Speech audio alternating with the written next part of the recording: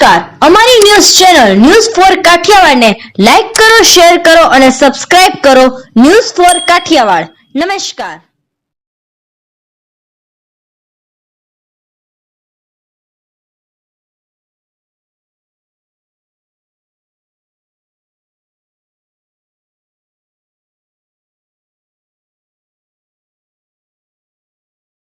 અરહમ યુવા સેવા ગ્રુપની ટીમના સેવાભાવી કાર્યકરો દ્વારા ખડેપગે રહી પક્ષીઓના જીવ બચાવાયા.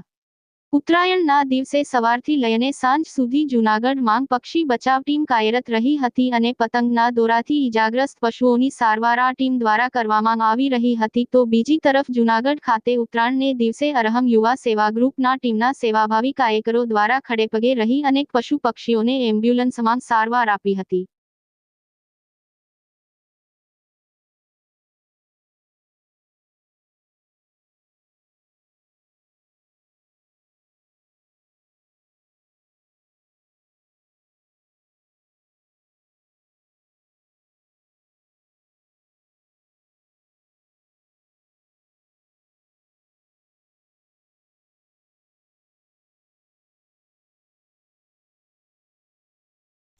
રાષ્ટ્રસંત પરમ ગુરુદેવ શ્રી નમ્રમુનિ મહારાજ સાહેબના આશીર્વાદથી અરહમ યુવા સેવા ગ્રુપ દ્વારા સંચાલિત અરહમ અનુકંપાની ટીમ અમે 2 વર્ષથી જૂનાગઢમાં એનિમલ હેલ્પલાઇન દ્વારા કાર્યરત છીએ. 24 કલાક એમ્બ્યુલન્સ દ્વારા સારવાર ચાલુ હોય છે અને મકર સંક્રાંતિ નિમિત્તે દર વર્ષની જેમ આ વર્ષે પણ બર્ડ કેમ્પનું આયોજન કરેલું છે અને દર વર્ષે અમે પક્ષી બચાવનો પ્રયત્ન કરી રહ્યા છીએ.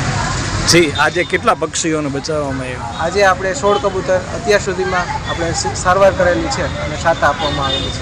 એમાં શું શું ઇન્જરી થઈ હતી કબૂતર? ઇન્જરીમાં મોસ્ટ ઓફ આપણે જેને ચાઇનીઝ દોરીઓ દ્વારા પક્ષીઓની પાંખ કપાઈ જવી અથવા તો પગ કપાઈ જવા એવી ઈજાઓ થતી હતી અને એને અમે સ્ટીચીસ અથવા તો અન્ય ટ્રીટમેન્ટ દ્વારા અમે એને સાતા પહોંચાડીએ છીએ. આ પશુઓની સારવાર કરવામાં કઈ રીતે અને કેવી રીતે સારવાર કરવામાં આવે? સારવારમાં આપણે 24 કલાક એમ્બ્યુલન્સ ચાલુ હોય છે અને કેમ્પ દરમિયાન પણ આપણે 2 એમ્બ્યુલન્સ છે એ કાર્યરત હોય છે. જે પણ સ્થળેથી આપણે કોલ આવે છે ત્યાં એમ્બ્યુલન્સ તાત્કાલિક જઈ અને ત્યાં સારવાર આપે છે અને જે પણ પક્ષીઓ અહીંયા આવતા હોય છે તેને આપણે અહીંયા જ તાત્કાલિક સારવાર આપીએ છીએ.